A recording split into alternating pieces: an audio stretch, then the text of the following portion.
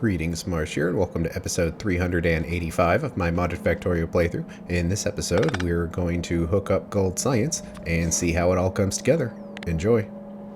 And now that that works, we can change this output to 75 items again to look at the numbers, and they're all quite small, meaning these red belts are fine.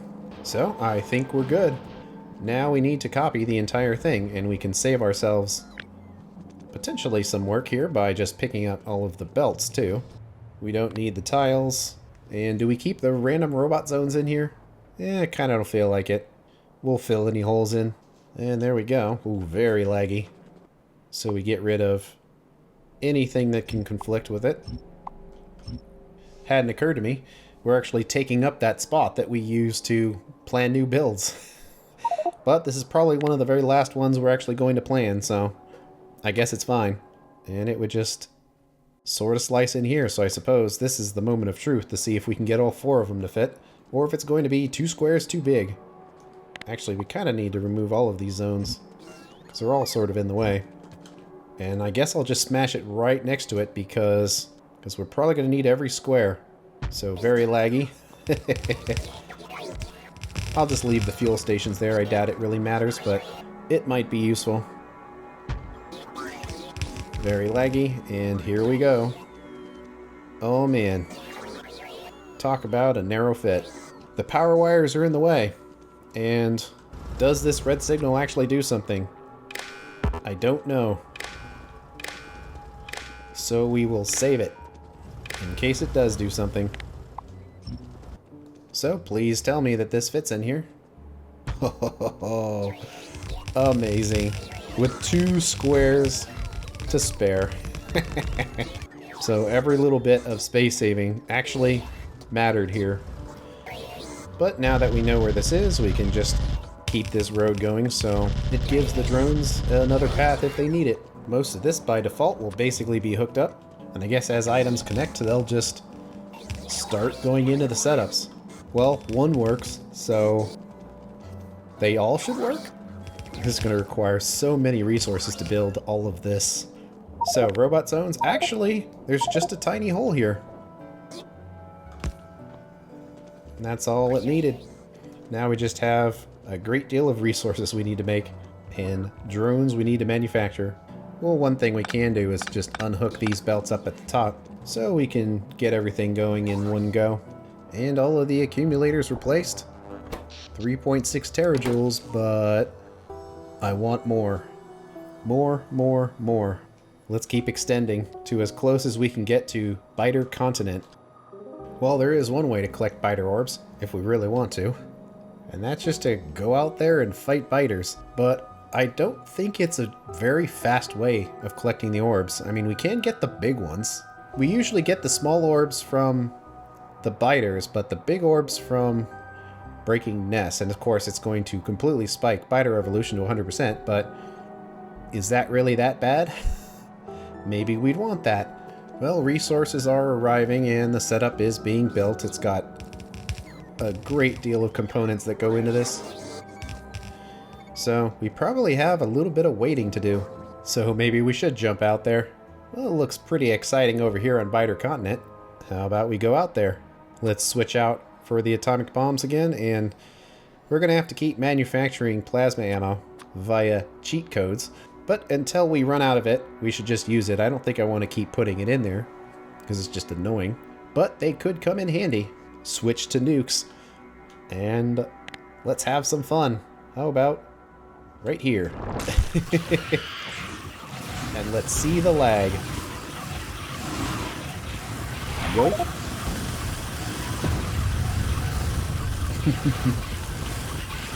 Right over there. Wow, it's so hard to move right now.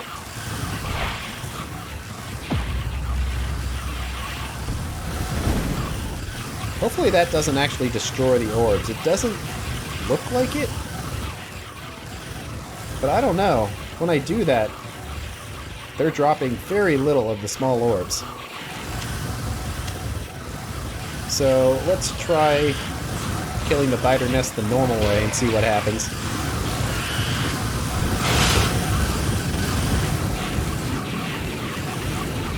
It's so hard to just move. I don't know, it's hard to tell. It looks like these nests just aren't dropping very many orbs in general. Plus, the nuke is so much more exciting.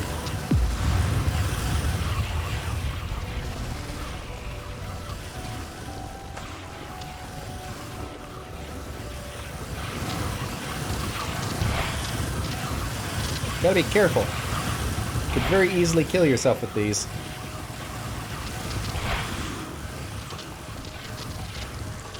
It's amazing how fast you kill biters with nukes, but I suppose it's amazing how fast... that's close. I imagine it's amazing how fast you kill anything with nuclear weapons, so it shouldn't be much of a surprise. For now, I figure I'll just go along the coast.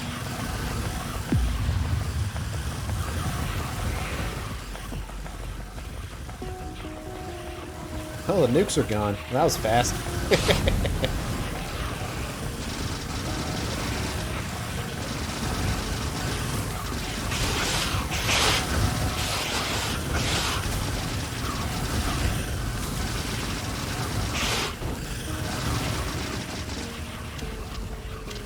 Well, the regular missiles are here too.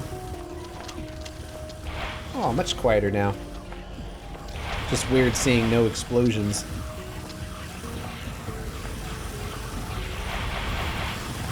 So I'm figuring we can go up and down the coast.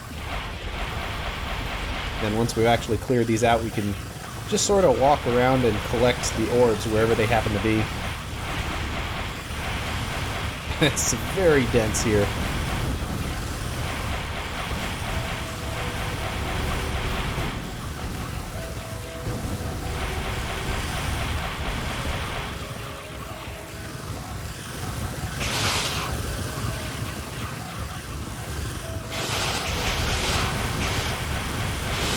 Well, the nukes are faster at this, but they're dropping all these webs, which unfortunately, even though we have the shields, it's still slowing us down.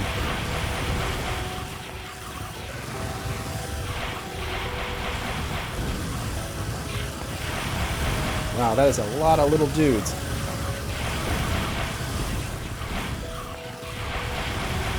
I wish I had nukes.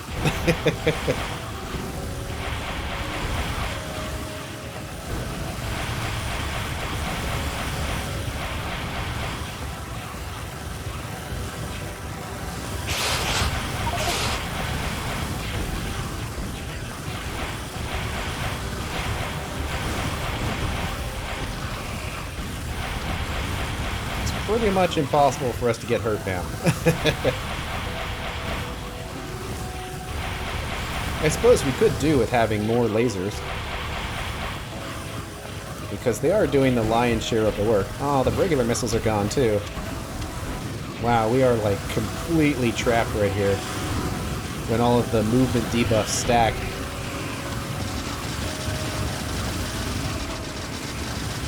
Guess we need the good ammo. We are like immobilized.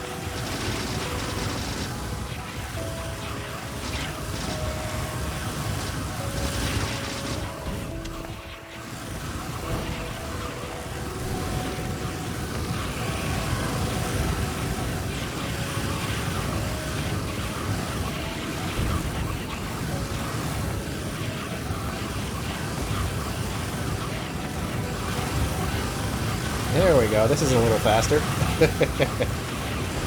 The spiral of flames.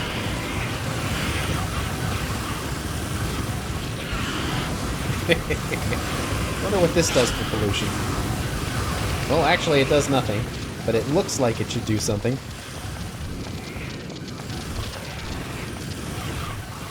Well, that's pretty good. It looks like it's thinning out up here. Let's walk right back through here. Uh-oh, we lost a robot. They unfortunately are not immune to the biters. Well, the craters stop here, so I suppose we should walk back now. Because the orbs will just continue to be generated as the biters attack. And actually, eventually, we're going to need to let these robots actually park and repair. Because we're losing them.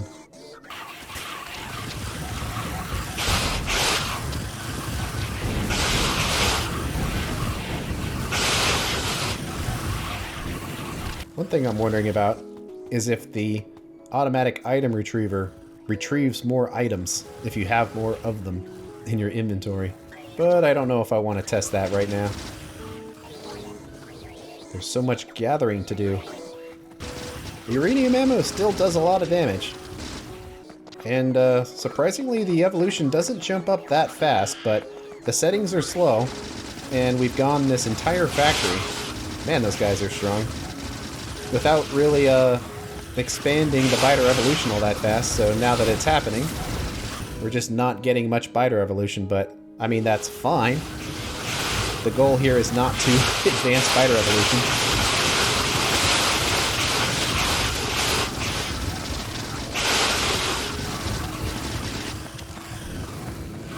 Flamethrower is definitely good while walking in reverse, for sure. Because then it forces them to keep walking through walls of flames. The uranium ammo has its limits. When there's just huge hordes of them. And the hordes continue, but we're actually starting to run out of ammo here. And also inventory space, so that's not good. Ah! I don't want to leave the robots behind. Have they all docked? I think so. Let's get out of here. That's nuts. And in the end, we really didn't get that many orbs. Of course, we got a lot of the regular ones and a few small ones, but that's about it. So, as fun as it is, it doesn't really produce that many resources to go out there and fight biters. I mean, who would have guessed that a game about automation, the best thing you can do is automate it. Looks like we are getting close to having this build ready, though. And still don't have enough resources to make one of these shields. So most of this stuff is placed now, which means we can hook it all up, and no reason to be slow about it. Let's just pipe it all in. Everything should already be connected and requested, so once it's hooked up, it'll just work. Although I suppose we do need to belt in all of that tungsten powder, though. We have slots reserved for it, so more trees we can just get rid of here. Because these have to go in at various points, it actually might make sense to just go up here and be a little dynamic about it. So if all of these are hooked up, we should see each one of them outputting all three resources. This one is, and the last one is waiting on the belts to be placed. So in comes the powder once again, and that belt on the end probably doesn't need to be green, but it can be a little troublesome. You see that these inserters are kind of having trouble picking things up sometimes, but once the belt gets seated like this, it'll be a lot smoother. But we're seeing the output of one of the items and the other two. So we have fully seated everything. Here's our output belts, the two things that we need. And that's an extra belt that doesn't need to be there. So now we need to figure out the final part of this, turning it into the gold science. This will go at full speed only for a little while until the buffers run out, and then we will figure out all of the things we're slow on. Oops, that's the wrong number. But for now, this is what we need, and we might as well just build it in place here. Let's get rid of all the foot tapping noises by clearing these out, and the robot zones too. I guess I'll start from the left. It would be probably cleaner to go from the right, but since the belts are going left and swinging down, let's just follow the belts. So we're going to have two sets of belts here, and it'll be something like this. It's really far away from this other stuff, but let's try to line the machines up anyway. For consistency. So how about that? So we'll push it to the end. That gives us 48 of them. So 5 groups is 240, which means we don't need the last set of machines. And that's it. And we can clean up the belts a little bit now that we know where they're going. And we do need to pick a slot for all of these. But we already have one. The construction robots are very busy right now, so they're going to take a little while to get here. And I actually did mess this up, unfortunately, because we need to have 3 belts in the middle.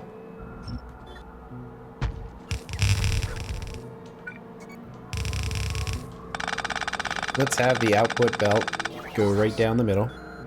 And I guess we'll just put the power poles in between the inserters here where it makes sense. Kind of like that. Lots of long-handed inserters reaching over to each side, and then the output belt can simply be in the middle, although I placed it right in the spot where it can't go. But at the same time, I suppose space isn't that big of an issue here, because this is basically the last thing we're going to build. In this area, at least. So how about we just put the power poles on the outside, and then we have our distribution system here, pulling off from this belt to go down here, pulling off this belt to go down there, and then the output just goes up, and there will be a gap between each one of these. No big deal. So we need another one, and that gives us our 220. We do need that extra row for the 0.6. Well, while we wait for all that to be placed, let's check out the progress here at 96 out of 100, so still haven't made enough to make one. So that's a bottleneck, but we do have some more slots for laser defense, so why not?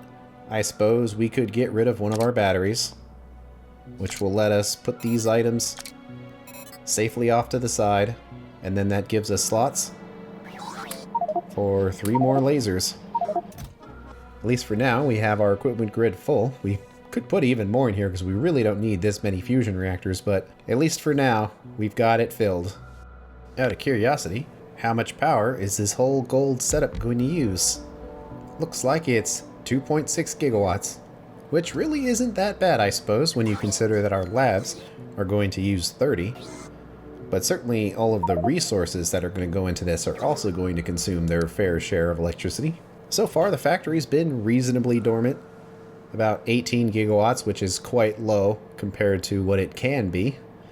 I don't know if we'll ever hit 65 ever again, just because we're not launching rockets regularly anymore. But we'll see. Maybe. I would like to break that record a couple more times if possible. And there we go. The last bits of the setup. So, if all goes well, we should be making gold science quite rapidly. Until we run out of our buffer, and it gets much slower. Well, we're getting green lights. And gold packs are coming out the other side. Well, it's going to take a while for this to get fully seeded, if it ever really does. But now we are going to start shooting out a bunch of gold packs. Which means we can get rid of our last legacy setup here. And as usual, it's going to make a mighty mess. But what else can we do? Just have to rip it out. And in doing so, we are now going to clear up more belt slots. And the gold science will come up and get shot in. And the gigawatts are increasing up to 28. And finally, the accumulators are going down. So for the thorium reactors, 25% power happens at 65% of accumulator. 50% power happens at 40 of accumulator. 75% power happens at 25 accumulator. And 100% is all the way down at 10% of the accumulators. Whoops, missed one. Right there. Haha. So that is going to clear out a lot of science. And then we'll see what the limiting factor is. And if we're already starting to run out of our items. So the science has slowed down. Certainly made a lot of research for a little while. But it's about to trickle. And that issue is definitely tungsten. And that makes sense, because out of all of these numbers, for our plans here, the thing we were the most short on was the tungsten. So that is what we're going to have to upgrade next. Up to 40 gigawatts. Now the thorium is at half power. So the first 2 groups are going. We can try to throw the next spaceship part in, the fusion reactor, but same problem with the energy shields is that we need 100 fusion reactors to make it happen, and they are also quite expensive. But we might as well try to get it started. We'll just block this off entirely because I would like to see them launch for the first time, if possible. And it looks like we're also a little slow on tungsten because it's getting stolen for other processes. It's kind of funny that using tungsten for things like making plastic is actually starting to matter now. Well, in the end, we got 29 of our 100 fusion reactors in here, but we're going to need a lot more than that. So we have 2 choices on what to do next. We could drastically speed up our tungsten output, which is required. I mean, it's going essentially as fast as it can. Oh, that's a loop that's happening right there, I think. Yeah, we don't need this here anymore. That was for when we wanted to empty out the junk warehouse from a very long time ago. It's not needed anymore. And I suppose, while we're here, and while we seem to want even more pollution, let's fix up module inserter with full productivity for everybody.